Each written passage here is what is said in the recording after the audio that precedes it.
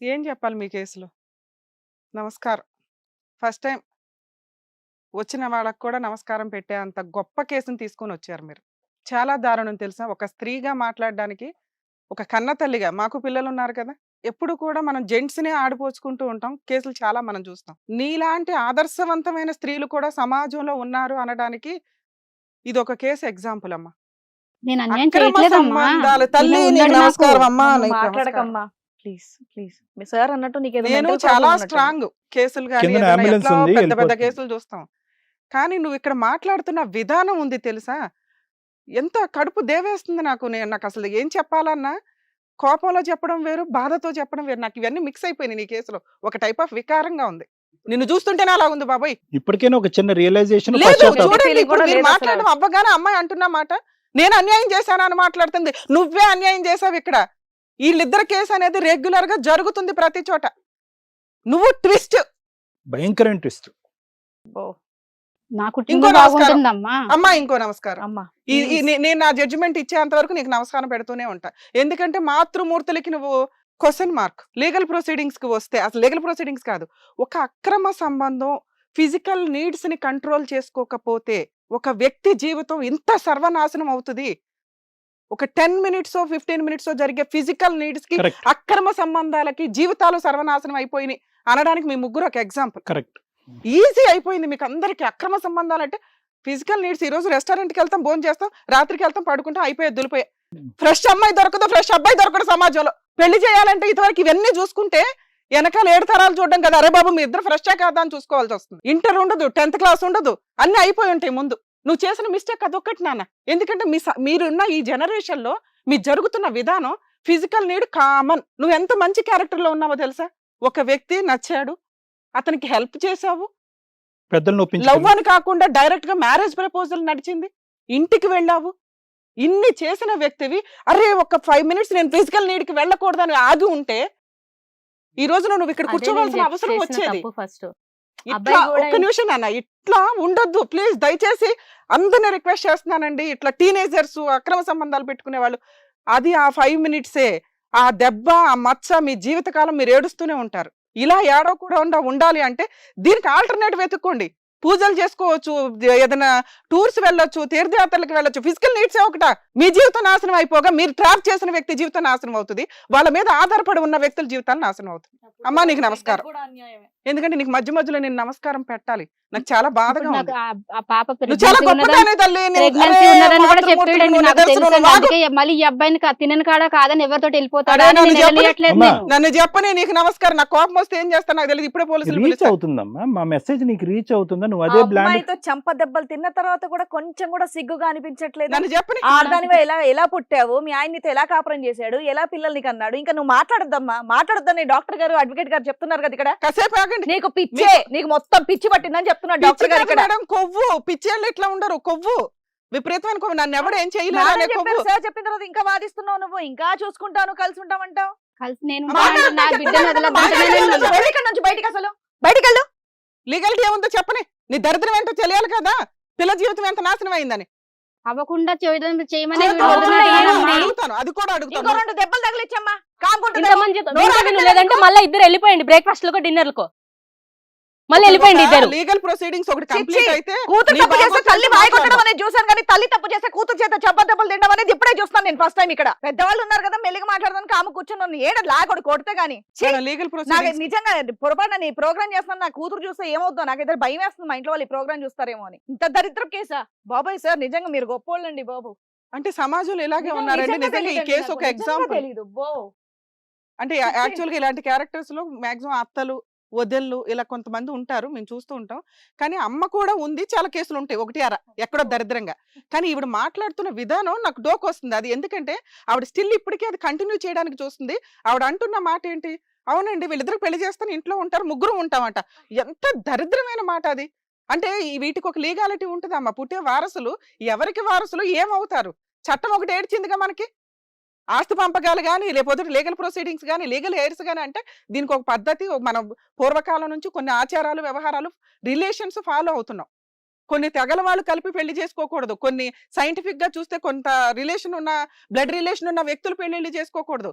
ఒక రిలేషన్ కాని అంటే బ్రదరు చెల్లి పెళ్లి చేసుకుంటే కూడా చట్ట ప్రకారం అది చెల్లదు. అలాంటిది నువ్వు వచ్చి నేను అక్రమ సంబంధం పెట్టుకుంటానంటే వీళ్ళిద్దరు ఉంటారంటే ఆ దరిద్రం మీరు ఇంటి దగ్గర చూసుకోండి. కానీ మీ అమ్మాయి అలాంటిది కాదు, నువ్వు అలాంటి దానివి. మీ అమ్మాయి వచ్చి నాకు న్యాయం చేయండి, వాడు ఒక అమ్మాయితో రిలేషన్ పెట్టుకున్నాడు, అది ఎవరితో కనిపెట్టి దాన్ని కట్ చేయండి అంటే మేము ఇంకెవరో అనుకుంటున్నాం. ఈ పిల్ల వచ్చి నువ్వు మా అమ్మ అనేసరికి నాకు షాక్ అయింది. ఇక్కడ ఈ కెమెరా, ఇక్కడ డాక్టర్ గారు, అడ్వకేట్ గారు లేకపోతే నిజంగా చెప్పు తీసి కొడుతున్నావు మాట్లాడే మాటలకి నాకున్న కోపం. మాకు ఆ రైట్స్ లేవు కాబట్టి ఆగాం. గానీ మేడం నాకైతే అదే బీపీ, నాకైతే నేను చేసినప్పుడు నెగటివ్ క్యారెక్టర్ అంత బీపీతో వర్క్ చేస్తాను అనమాట. నేను బేసికల్ గా నాకు ఇచ్చే క్యారెక్టర్స్ కి ఇప్పుడు నాకు కూర్చున్న దానికి నువ్వు మాట్లాడే ప్రతి మాటకు కూడా లాక్ కొట్టబుద్ధి అవుతుంది. ఇప్పుడు నాకు తెలుసు అలాంటి పనులు మేము చేయకూడదని, ఏది తప్పు ఏది రైట్ అనేది మాకు తెలుసు కాబట్టి కాము కూర్చొని ఉన్నాను. ఈ మాట కూడా మాట్లాడొద్దని అనుకున్నాను, నేను చాలా సేపు నుండి కంట్రోల్ చేసుకున్నా. కానీ ఇక్కడ మేడం సార్ వాళ్ళు మాట్లాడిన తర్వాత కూడా నువ్వు కంటిన్యూ చేస్తున్నావు చూడు, నాకు అవ్వట్లేదు నిజం ఇప్పుడు చెప్పాలంటే. ఇతనని నేను ఏమని పిలవాలి? వెళ్ళిపోయి ఇక్కడ నుంచి స్టూడియో నన్ను మాట్లాడు. ఇతను నేను ఏమని పిలవాలి? ఇతనని పిలుద్దు ఉండు, ఏం పిలుస్తావో చెప్తాను, నీ దరిద్రానికి ఏం పిలుస్తావో చెప్తాను. చెప్పండి అమ్మా, నేను కూర్చుంటా ఇక్కడ వింటా. ఒక అక్రమ సంబంధాల వల్ల ఈ రోజున మీ అమ్మాయి జీవితం నాశనం చేశావు. యాక్చువల్ గా లీగల్ ప్రొసీడింగ్స్ లో ఈ అమ్మాయి జీవితం ఎవరైనా నాశనం చేస్తుంటే దాన్ని కట్ చేసి దానికి చెంపలు పగలగొట్టి పంపించేవాళ్ళం. నీలాంటి కన్న తల్లితో రిలేషన్ ఉన్నాక ఈవిడ మేము రిక్వెస్ట్ చేయాలి ఇంకా, ఎందుకంటే ఇది కంటిన్యూ అయ్యే రిలేషనే కాదు. అట్లాంటి దరిద్రుడితో ఈవిడ కంటిన్యూ అవ్వడం తర్వాత సంగతి. నీలాంటి వ్యక్తితో రిలేషన్ పెట్టుకున్నాక దీని గురించి థింక్ చేయడం కూడా ఆ పిల్లకి మానసికంగా శారీరకంగా చాలా ప్రాబ్లమ్స్. లీగల్ ప్రొసీడింగ్స్ లో ఇట్లా నీకు ప్రెగ్నెన్సీ వచ్చిందో మాకు ఇంకా తెలియదు, ఎందుకంటే మీరిద్దరు చెప్తున్న అబద్ధాలే. మీరిద్దరు కలిపి పిల్ల జీవితం నాశనం చేసి అబద్ధాలతో వాడేసుకున్నారు. ఆయన నిన్ను మోసం చేశాడు, నువ్వు ఆమెను బ్లాక్మెయిల్ చేసావు, ఇవన్నీ అబద్ధాలు. మీ ఇద్దరికి ఒక అవసరమైన నీడ్స్ కోసం మీరు చేయాల్సిన చెత్త పనులన్నీ చేసి పడేశారు. సో ఈ ప్రాసెస్కి వచ్చేసరికి ఈ అమ్మాయి తలుసుకుంటే ఆ అబ్బాయి యాక్చువల్గా రేప్ చేసినట్లే లెక్క. రైట్. ఆవిడ కేసు ఫైల్ చేస్తే మీ ఇద్దరిని జైలుకి పంపించవచ్చు. ఆ పిల్ల రిక్వెస్ట్ చేస్తే నన్ను అడిగితే రిక్వెస్ట్ కూడా అసలు నేనే సర్వీస్ ఇచ్చేస్తాను బాబాయ్. మేడం ఎందుకంటే నీలాంటి తల్లి సమాజంలో ఇంకా ఉండకూడదు అని నా రిక్వెస్ట్. చాలా కేసులు చూస్తున్నాం, అక్రమ సంబంధాలు పెట్టుకొని చిన్న చిన్న పిల్లల్ని చంపేస్తున్నారండి వీళ్ళు అడ్డు అని. ఈ పిల్ల పెద్ద పిల్ల కాబట్టి బతికిపోయింది, కానీ మేబీ చిన్న పిల్ల అయితే చంపేసేదేమో. భర్త వదిలేశాడు అంటే ఈవిడ క్యారెక్టర్ ఎట్లాంటిదో మనం ఈజీగా ఊహించవచ్చు. డైవర్స్ అయిపోయి ఆ విషయం కూతుర్లకు కూడా తెలియదు. నిజంగా మీకు ఫిజికల్ నీడ్స్ అవసరం ఉంటే పెళ్లి చేసుకొని చావండి, అక్రమ సంబంధాలు పెట్టుకోవడం ఎందుకు? ఆ అబ్బాయి ఈవిడ కాదు ఎవడో పెళ్లి చేసుకుంటాడుగా, ఆ పిల్ల జీవితం నాశనం అయినట్టేగా. నేను చెప్పాను మేడం నీ కూతురు ప్రెగ్నెంట్ అని కూడా చెప్పాడట. ఈ అమ్మాయి తలుసుకుంటే నానా మీకు ఒక మేడం, ఆప్షన్ ఏది, ఏం చేస్తామనే తర్వాత ఆలోచిద్దాం. లీగల్ ప్రొసీడింగ్స్ లో నీలాగా ఉన్న వ్యక్తులు 1కి 4 సార్లు ఆలోచించండి అమ్మా. ఒకసారి ఫిజికల్ రిలేషన్స్ ఉంటే మీరు లీగల్ స్టెప్ వేసేటప్పుడు చేంజ్ అయిపోద్ది. ఒకవేళ ఫిజికల్ రిలేషన్ లేకపోతే దరిద్రుడు అనే వదిలేసి వాడికి ఏదో కేసులు వేసో లేకపోతే కాంపెన్సేషన్ వసూలు చేసో వదిలేయడానికి ఉండేది. ఫిజికల్ నీడ్కి వెళ్ళిపోయినప్పుడు మీ మానసికంగా మీరు చాలా దెబ్బ పడతారు. అరే నన్ను ఎంత మోసం చేసి వాడుకున్నాడు, ఎంత ప్రేమగా ఉండేవాడు నీడ్స్ లో ఉన్నప్పుడు, తర్వాత చూస్తేనేమో వెనకాల నడిపించేశాడు అనేది సైకలాజికల్ గా మీకు చాలా జీవితం మీద ఎఫెక్ట్ పడుతుంది.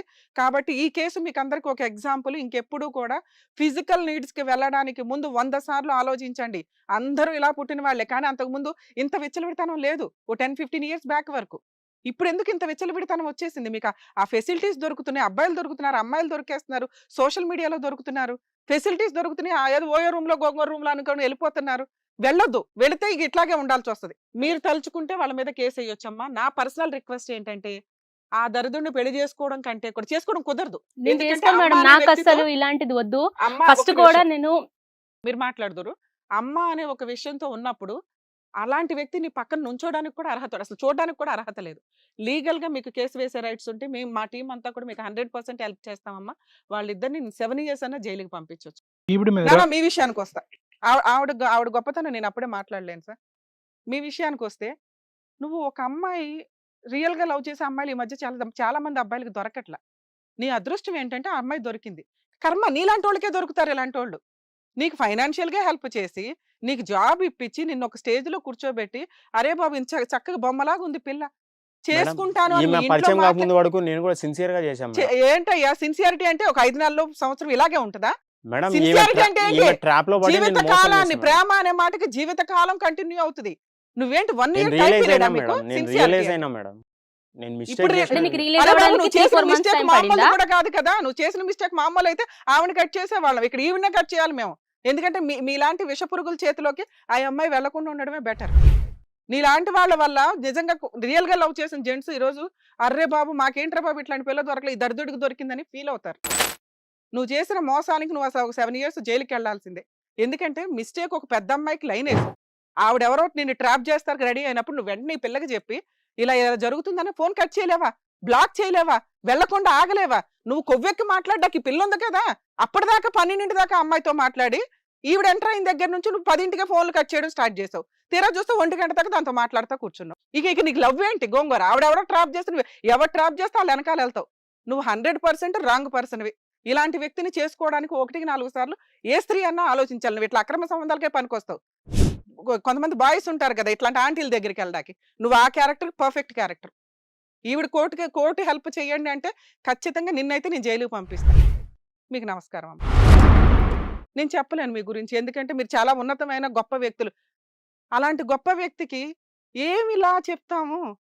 నువ్వు చాలా మంది అమ్మలకి ఒక ఆదర్శం. అంటే కొంతమంది ఉన్నారు అమ్మలు, స్పెషల్ అమ్మలు అంటారు వాళ్ళని.